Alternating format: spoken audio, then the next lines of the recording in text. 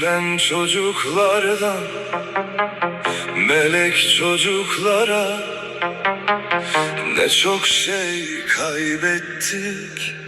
Uyan Türk halkı, gülmüyorsa çocuklar, olmayacak güzel yarınlar, olmayacak güzel bayramlar. Sessiz kalırsa vicdanlar,